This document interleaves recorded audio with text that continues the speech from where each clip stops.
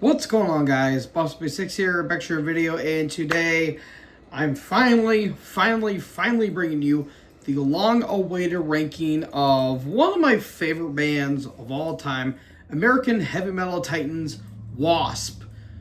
Jesus Christ, this took way longer than it should have, but a lot of things have gotten in my way, and even though it's 9 o'clock at night right now, fuck it, might as well do it now than later.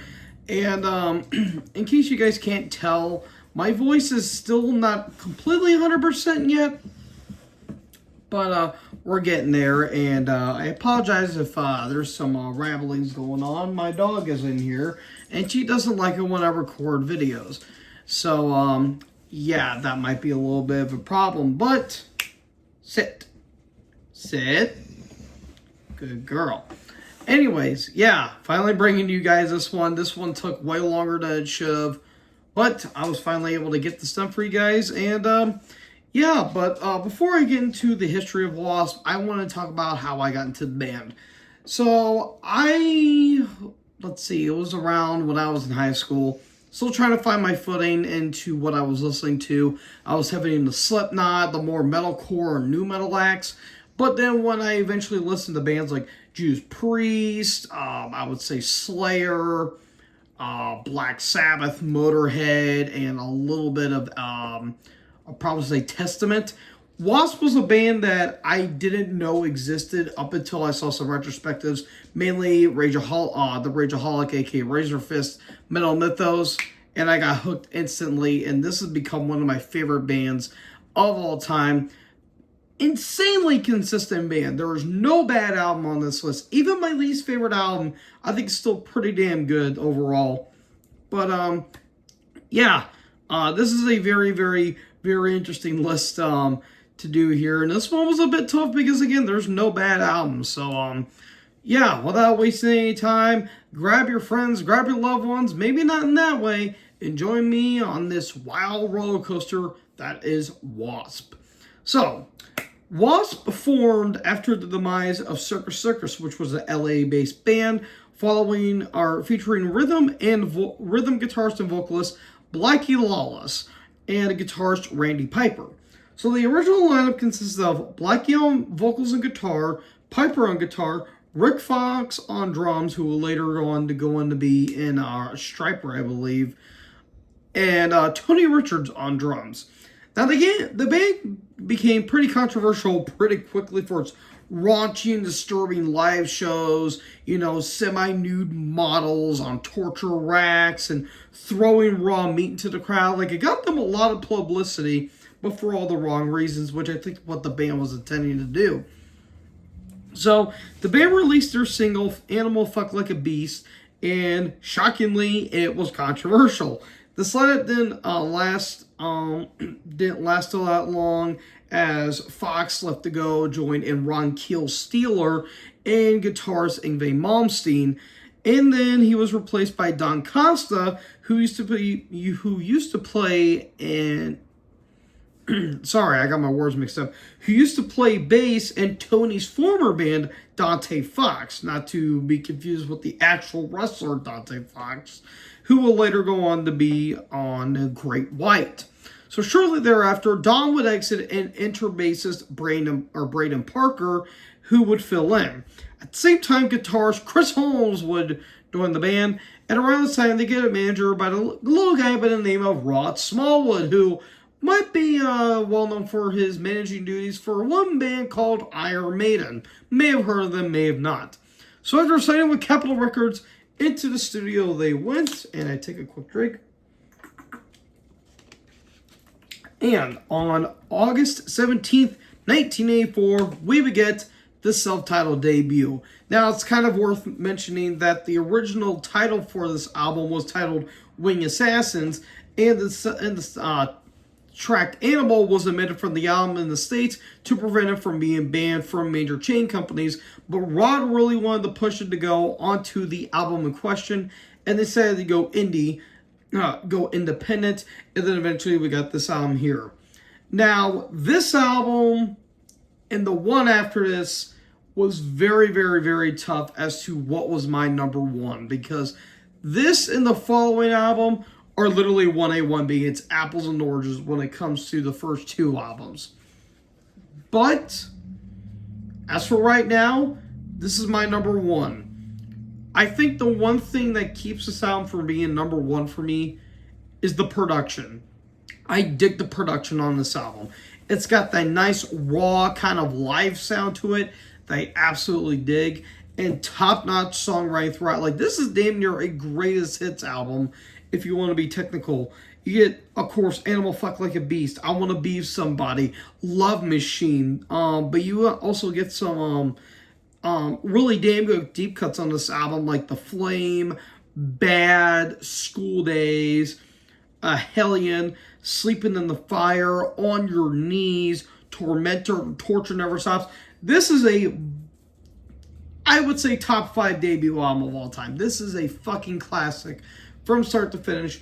Absolutely dig this album. I can't get enough of this one. Whenever a song plays on this, I am instantly banging my head. Hopefully not against a brick wall, but this is a classic. Not much more needs to be said. Of course, that album cover's absolutely iconic as well. Yeah, this is a fantastic debut album. One of the best of all time, in my opinion. And it comes in at my numero uno. So their first world tour, they were accompanied by Kiss, Iron Maiden, Dokken, Crocus, Helix, Quiet Riot, Armored Saint, and a new up-and-coming band by the name of Metallica. So shortly thereafter, the band made an appearance on the anthology the anthology film, The Dungeon Master, and the song Tormentor was on the soundtrack to Ghost Warrior. Love Machine and I Want to Be Somebody helped the album sell and set up the band's newest single, or next single, Blinded Texas. Around this time, Tony would leave and former Kill drummer Steve Riley would fill in. So we get to October 25th, 1985, we would get The Last Command. Again, like I said, this and the self-titled are tied for my can be honestly be number one, and I would be happy for it. But for right now, this is my number two. This is a more than a worthy fall to the self-titled because, my God, the songs in this album just fucking kill on this. I think the only thing is that maybe there's a filler track here and there, but it doesn't really kill the album for me personally. Excuse me. But even the more filler tracks on this album are really damn good, like Fistful of Diamonds, Widowmaker, and especially Running Wild in the Streets. Like, those songs in particular, I think are absolutely fantastic. But you also get some fantastic stuff like the opening Wild Child, one of the best songs of the 80s and one of the best songs in the band's entire career. Ball Crusher is a nice kind of haunting ballad, which is pretty cool. Blinded Texas is great. Cries in the Night, Running Wild in the Streets is good. Of course, Widowmaker, Fistful of Diamonds. But the title track, one of my all-time favorite songs, if not my favorite W.A.S.P song. That might honestly be my favorite W.A.S.P song in particular because that song just fucking rips from start to finish. Absolutely killer stuff. One of the best sophomore albums of all time, if you ask me. And, yeah, that's another really damn cool, really damn good album cover as well. Yeah, my number two, really damn good stuff. I will say, though, the production with this album, I can understand why Blackie doesn't really like the production on this album because it's more polished sounding, and he wanted to go to that more raw sound that the self-titled debut was on. And even I think a fan or a critic of them came up to him and said, it sounded like you went from your second album to your fourth when it came to production. But quite honestly, I think the production works to the band's strengths, in my opinion. But I can see why Blackie is kind of taken back when it comes to the production on this album. But this album is a fucking classic. I love this album. Damn good stuff. It comes in at number two, but just barely. But it's a damn good album. Nothing more, nothing less. So this that album actually remains the highest charting album in the band's entire career, peaking at number 47 on the Billboard charts when it comes to albums, which is pretty damn cool. So supported this album by participating in 2 arena tours, opening for Kiss on their Asylum tour, and along with a then newcomer in Anthrax, and supported Black Sabbath on their Seventh Star Tour, which is unique to say the least. That's pretty interesting. So after the Last Command tour, Piper would unfortunately exit the band, and former King Cobra bassist Johnny Rod joined, and Blackie went back to rhythm guitar. Things were well until they became targets of the PMRC, aka the Parent Music Resource Center, or the PMRC for short, which was an organization led by Tipper Gore, aka Al Gore's wife, and dedicated to opposing music with lyrics about violence, sex, drugs, alcohol, and the whole 9 yards. And they would actually famously go to court in the 80s. That was led by Dee Snider. However, everyone loves to give Snider credit. I feel like Blackie gets a lot more a little bit overshadowed, because the way that he just slandered Tipper Gore when it came to his thoughts, I feel like outdoes Dee Snider's, but who am I to judge? And of course, you have the infamous Filthy 15 soundtrack that actually Merciful Fate was on, which is a pretty unique note. So, after all that bullshit, this dampened the band's reputation to the point that concert halls had bomb threats, and band members getting death threats on damn near a weekly basis. And Blackie got shot out twice, actually, but luckily he wasn't hit. This controversy generated a lot of publicity, but despite this and some lineup changes, they were able to record their next album, and sometime of October 1986, we get Inside the Electric Circus. This one dropped for me. This is my number 9. This is a good album, but the main problem with this one is that this just feels off. Like, it doesn't really feel like a W.A.S.P album per se. Excuse me, I got hiccups. Like, this album feels like it should be a lot better than it's trying to be. And Blackie even said that he just flat out hates this album. This band sounded tired, it didn't sound inspired, the songwriting wasn't there, and you can clearly tell. Production is still good for what it is, even though I do think that it kind of just sounds kind of dry at some points. But there's just not a lot of standout tracks. Like, I think like the first half is good, and then the second half is just there. Like, the title track's great. I Don't Need No Doctor, which is a really cool Ray Charles, cover. 95 Nasty is really good. Restless Gypsy is a pretty good track. Shoot from the Hip. They even do the cover of Easy Livin' by Uriah Heep. And King of Sodom and Gomorrah is solid for what it is, but all in all, it just feels like an album that's just kind of there. It is a pretty disappointing follow-up to to The Last Command, unfortunately, but it's still good for what it is, but unfortunately, not one of the better W.A.S.P albums, unfortunately. Still good, but not great, in my opinion.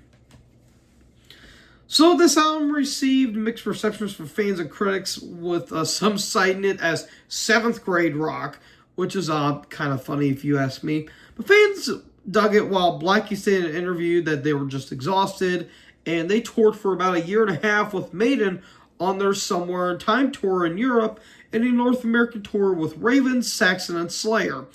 There is one infamous show that happened in Ireland around this time where a malfunction happened, where Blackie's crotch knife exploded against the grinder, causing 95-degree burns on his leg, and he has like damn near no leg hair, which, Jesus Christ. That's this did not turn out well for Blackie. And ultimately, Blackie took some time off after the unfavorable criticism of the review of the single 95 Nasty, and reconsidered the band's creative direction. And in 1987, W.A.S.P released a single, Scream Till You Like It, which was featured on the horror comedy soundtrack The Ghoulies 2. That same year, a few dates were re-recorded on the Inside Electric Circus tour in the late November of 87. Live and the Raw live album was released. So by this time, Riley would go on to join LA Guns. It was replaced by Chad Nelson for the time being. Enter then 18-year-old Glenn Soderling, I think that's how you say his name, who recorded an album with the band Pandemonium in 1983, who joined but didn't play due to having an illness. So Glenn would leave during rehearsals and was replaced by Kelly Martella for their Donington appearance at the Top of the Pops performance of Scream Until You Like It on the BBC. Yeah, that me saying that like that didn't make it any better now, did it? So Kelly would go on to join the band and Silent Rage, which was for which was Simmons Records in '88. So after these exits, finally it was recording time after all that nonsense. Of April of 1989, we would get The Headless Children. This is my number 3. Holy shit, what a bounce back. This was a massive improvement over Inside the Electric Circus. The production is a lot more big. It's a lot more epic sounding. The band sound, especially Blackie, sounds a lot more focused. They sound a lot more, inspired, energized, whatever you want to say. This band was back. And holy shit, they cranked out a fucking monster of an album right here. Damn near every track on this is a fucking ripper if you ask me. The Heretic, The Lost Child, The Real Me, which I think was a cover if I believe correctly. The title track, Thunderhead, Main Man, which sounds like a good Motley Crue song, which try finding one of those nowadays. The Nutrition Bomber, Forever Free, Man Eater, Rebel and the FTG. Like, this is just some damn good stuff. And people were still criticizing W.A.S.P for being, gory and, all the sexual tension and all that stuff.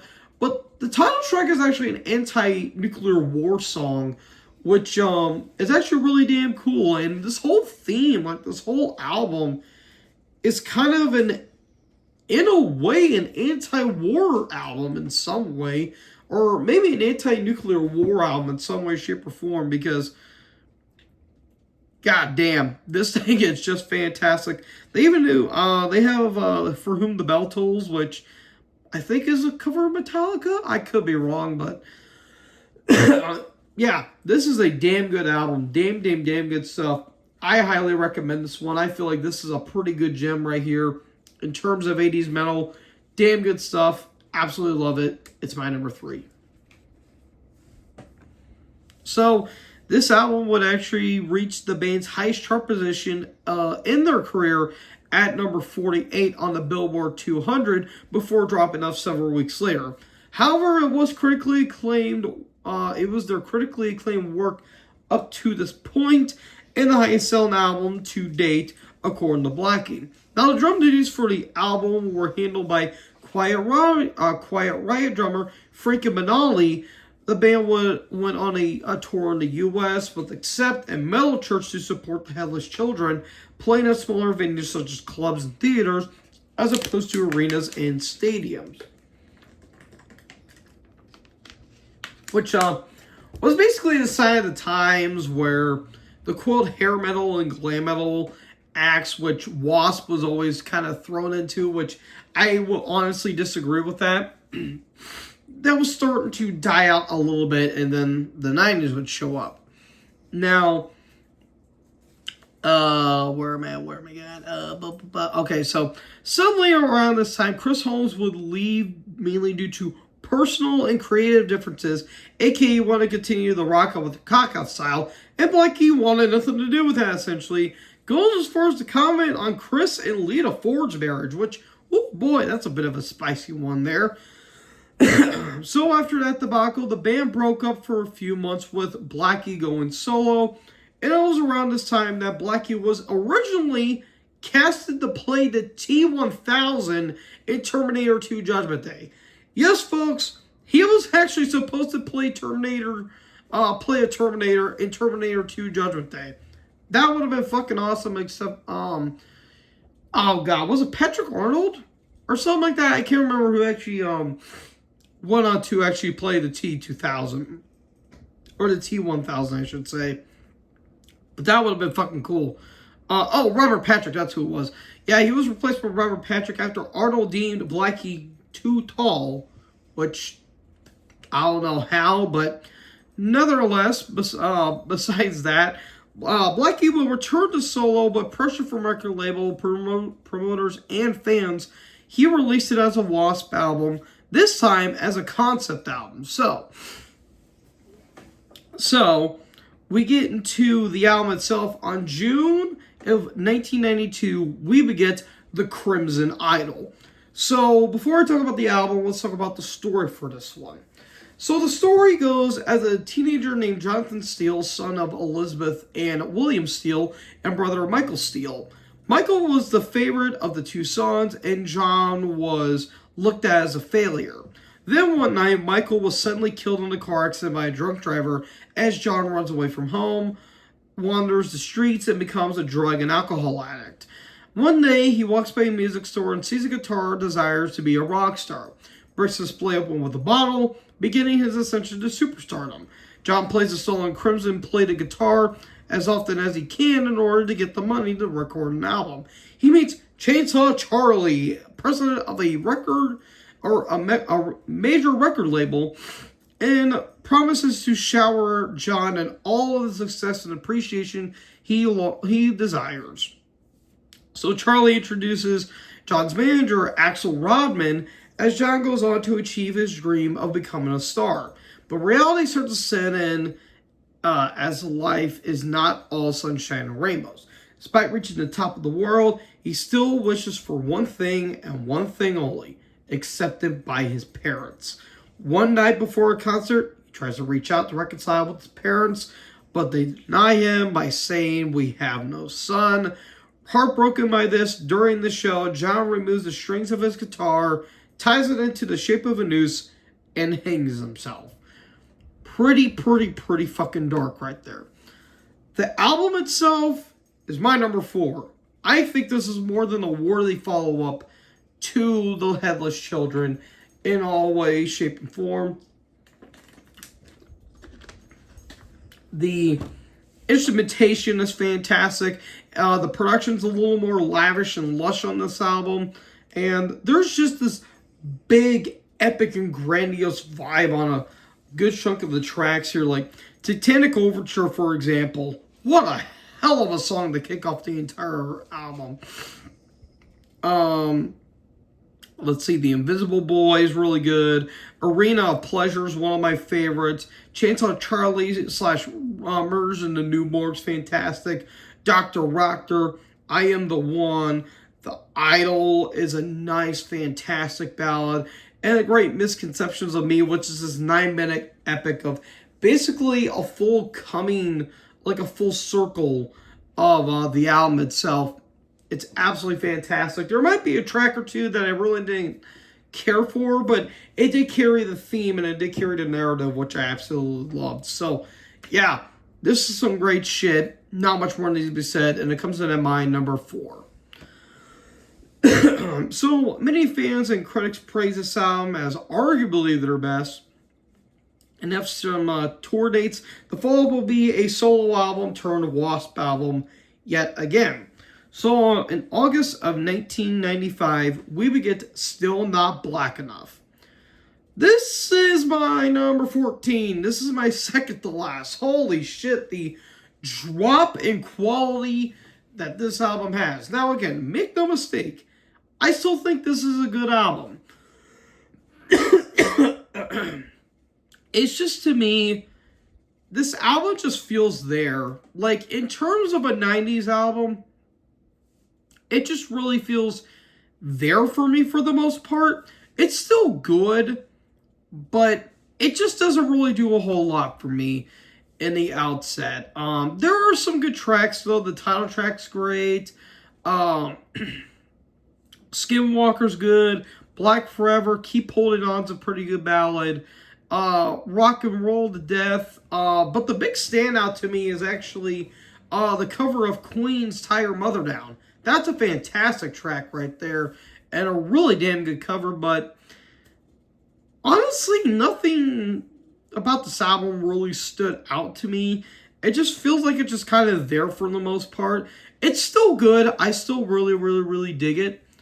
But it's just an album I'm not really going to go back to anytime soon, except for the songs that I did mention. So, yeah, it just feels like they just wrote a bunch of songs, put it on an album, and there you go. That's literally it. So in 1996, a voice from the past came back to the band as good old Chris Holmes returned to the band. And this time, this new album will be a little more experimental than from their previous albums. So on April 29th, 1997, we would get Kill, Fuck, Die, or KFD for short. This is my number 8. I feel like a lot of people give this album a lot of shit.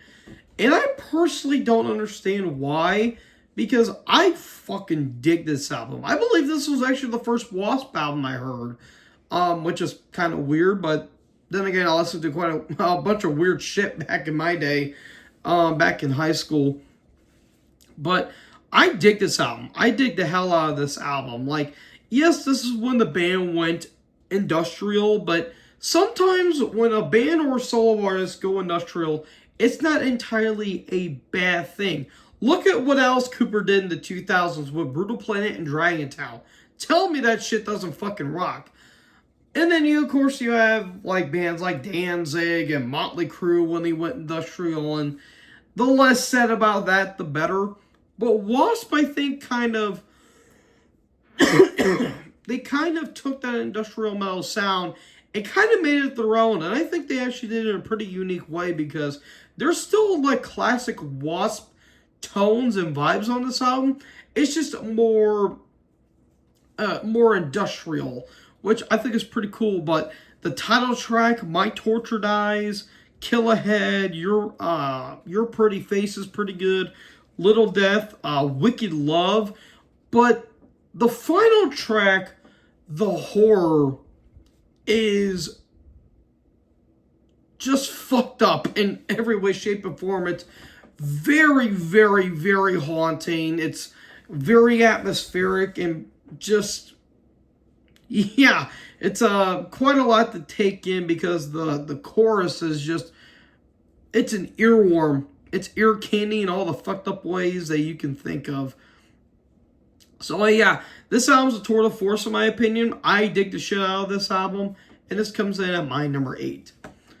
But oh boy, this album is fucking peanuts compared to what the band did for their live shows. Because if you thought the live shows that W.A.S.P did beforehand was messed up, the live shows for the KFD tour were a horror movie come to life. Because here's all that was done for a vast majority of the show. Nuns displayed on crosses and fucked with knife dicks, pigs decapitated on stage, and blood and guts and gore galore. Like, they did everything they could to just make themselves so fucked up. It was honestly insane. But an infamous moment came when there was a sighting of Blackie dragging a Marilyn Manson-sized doll with a noose around its neck, and then when it came to the live shows, removed its brain and knife fucked it on stage. Yeah, that's if that's a statement, then if that's not a statement, I am not living life right correctly, apparently. But anyways, moving on to the music that really matters on this show. They record the Double Live Assassinations album and the Sting Live albums around this time. And back to the recording studio they did on May 18th, 1999, we would get Eldorado. Well, well. To quote Joe Gerner, somebody had to come last, and this is my last place album. This is my number 15. And again, it's not that it's bad. It's just, to me personally, there was nothing that really grabbed me on this album. Except for a handful of tracks, this album just feels so run together. Like, it doesn't really have a lot of standout tracks. And it just feels there for the most part. Like, the title track, Don't Cry Just Sucks, pretty fun. And Hot Roads are pretty good. But it just feels very run-of-the-mill. Like, it's very paint by numbers. And, yeah, that's all I really gotta say. It just feels very run-of-the-mill, and it doesn't really do anything for me.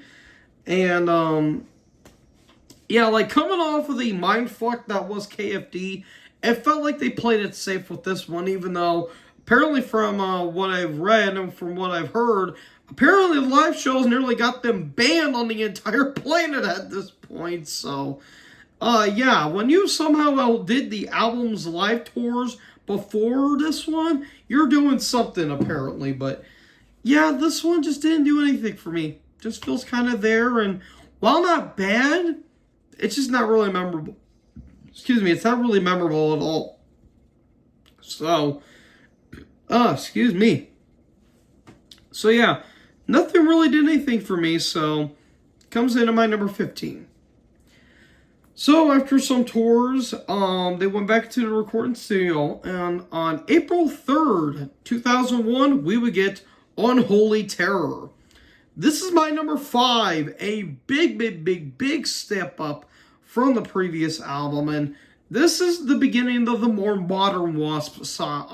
Albums going forward, and I dig the shit out of this album. I think this album is really damn good, and considering the album title and the year it was on, this was actually ironically not on 9/11. I'll talk about what inspired the album for that here in a bit. But this is just a damn good album right here. And this felt more inspired. It felt more focused. It felt like the songwriting really stepped up to me. And the music itself is just kick-ass throughout. Like, the opening, Let It Roar, is fantastic. Hate to Love Me, Locomotive Man's awesome. Charisma, Ravenheart, Evermore, Wasted White Boys, like, top to bottom. This album fucking rips. I dig the shit out of this album. Like, except for maybe a track or two that I didn't care for, this is damn near a perfect album. I really dug this album. So, yeah, all in all, damn good stuff. And it comes in at my number 5. So, unfortunately, this will be the last album with Chris Holmes on guitar, as he would leave for good this time.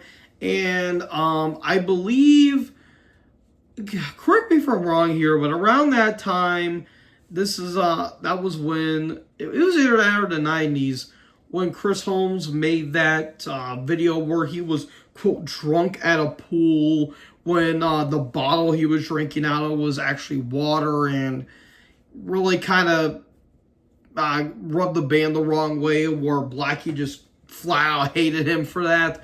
Which, I can understand why Blackie would hate him, and they're still kind of bitter about each other to this point. And I think it's worth mentioning too that that while the guitarists they would get for Chris Holmes' replacement were good, it just never felt the same without Chris there. Like, I felt like when you think of W.A.S.P, you think of that guitar tone that Chris would have. It's thick and nasty sounding, but it really carried the tone for a good chunk of the albums. But without it there, it felt like just something was missing on the later albums. Some of them were really good, but it just felt like you were just missing something with the later albums. But I digress. He would actually team up with Randy Piper to be in the band Animal. So for this next W.A.S.P. album, this would be more personal for Blackie, given the subject matter. So for this next album on June 11th, 2002, we would get Dying for the World. This is my number 10. This album is obviously a very personal album because this feels like Blackie is just letting out all the emotions that he suffered, because this was a few months after the 9/11 terrorist attacks, and Blackie was actually there a week before the attacks happened. Which yeah, that's gotta be something, but yeah. I can only imagine how that feeling was seeing those two buildings that you have seen for years just turn into rubble a week after you went there. And yeah, Blackie just let out his emotions on this album too. Good results in the end for me. Damn. Again, not 100%, folks. Still got a little bit of crap in me, but I'm feeling a lot better now. But the opening Shadow Man's really good. Kind of harkens back to the Kill Fuck Die sound, which I thought was cool. My Wicked Heart. Hollow Ground. My God, that ballad. One of the most tear-jerking ballads I've ever heard. Oh my God. That's such a damn good ballad. Revengeance is good. Stone Cold Killers. Rubber Man. Yeah, this is a killer album. This is some damn good stuff. The only reason why it's number 10 is because there are some songs that I didn't think were quite as good, and there are some albums I think are better than this one. But this is still a really damn good album, and it comes in at my number 10. So for this next one, it will be a concept album, but it will be two different albums. It will be a part 1 and a part 2. So, for the first one, on April 6th, 2004, we would get The Neon God Part 1, The Rise. So, I tried to find the best way to find the story, at least on Wikipedia, Metal Archives, and especially on interviews on the internet. So this is what I can get, and if I get it all wrong, I highly apologize, but this is what I found right now. So The Rise tells the story of an abused and orphan boy named Jesse who finds that he has the ability to read and manipulate people, and by utilizing his gifts, he is able to build a kind of cult whose devotion and allegiance create a loyalty so intense that he is poised to become a dark messiah from the 21st century. So there's some cult things going on, and talking about like an asylum, and basically he is risen to be the Neon God. Now, as far as to where I rank this as my number 13. It's not bad per se, but the problem that I have with it is that there are so many ballads on this album. Like, there's a lot of, like, it's more narrated in a way, and it just feels like kind of wasted potential to me. Like, I get it if you're doing a two-part to like a duology, but it just doesn't really do a whole lot for me personally. Wish You Well's good. Sister Sadie and the Black Habits are really good. Asylum Number 9, XTC Riders, The Running Man. There's some damn good songs on this album. But, yeah, there's nothing here that really grabbed me in a way. It's not bad, I still like it, but there's just nothing to this album that really grasped me. And it comes in by number 13. Then fast forward a couple months later, on September 28th, 2004, we would get the Neon God Part 2, The Demise. So, I think with this one, Jesse is basically on top of the world, but then the cult, then the followers kind of like separate from himself, and he is basically powerless to do anything to haul him back in, and that brings him to his demise. This one's my number 12. I think it does wrap up the story very well, and I appreciate the ambition it is going for it. But to me, it doesn't really stick the landing for me personally. But there's still some good tracks here, like Never Say Die, Resurrector, Tear Down the Walls, Come Back to Black, Destiny's to Come, Neon Dion's really good. But The Last Redemption's really good too. I really dug that. I think is the longest track of their entire career at almost 14 minutes. And it's a riff fest throughout. So yeah, this is a solid duology throughout, but again, nothing that really gravitated towards me except for some of the tracks I did mention here. Good stuff, but it didn't really do a whole lot for me in the outset things. So the Neon God Part 2 comes in at my number 12. So in 2005, they headlined American Metal Blast, and an early 8 longtime session and tour drummer Seth Howland would actually leave, promising more specific information about the reasonings for the split on his website. Vicious Rumors drummer Larry Howe was considered a replacement, and in May, guitarist Daryl Roberts would leave and join Five Finger Death Punch. I can't name a bigger downgrade in metal if you ask me. So new guitarist Mark Zevon was brought in several days before tour dates. However, press releases say that Mike Dupke, not Howe, that would be the drummer. 2 days later, Zevon would leave and Doug Blair would be the replacement. Their next album was originally released in 2002 but got pushed back in April of 2007. It was released via Demolition Records. So on April 16th, 2007, we begin Dominator. This is my number 6. I dig the shit out of this album. Yeah, I dig the hell out of this album.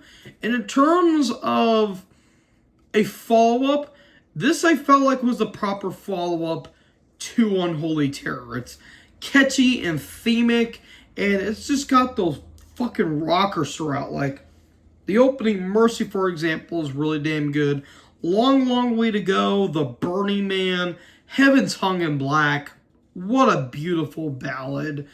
Heaven's Blessed, almost kind of a tearjerker for me. Like, that is a beautiful chorus throughout. Teacher, Deal with the Devil, just damn good stuff throughout. I almost have a little no complaints. The production's really good. The instrumentation's great. Blackie sounds phenomenal as always. Yeah, this is just some damn good stuff right here. And it comes in at my number 7. Or at my number 6, my bad. So, Dominator would reach 72 on the charts in Germany. In October that year, W.A.S.P embarked on the Crimson Idol 15th anniversary. They canceled a North American tour, however, due to the record's loss of a distributor. Or the record label's loss of a distributor. Shows in Europe would end abruptly due to family illness and were replaced by Queensryche at Rocklahoma. And after a European tour, studio time they went. And on April 12th, 2009, we would get Babylon. This is my number 11. It's a good album. It just feels middle of the road to me, like always. It feels like it's supposed to be a proper follow-up to Dominator, but doesn't really quite hit the landing for me. But there's still some damn good stuff on this album, like Crazy, Babylon's Burning's fantastic. Into the Fire is so damn catchy. Although the chorus does sound like Given to Me by Michael Jackson, which is weird, but I'll go with it. And Thunder Red's pretty good too. The second half, it's just there for me. It's not bad. It's still good. I like it. But, yeah, it just doesn't do a whole lot for me personally. But there's still some good tracks on here. But to me, just feels like it's just kind of there.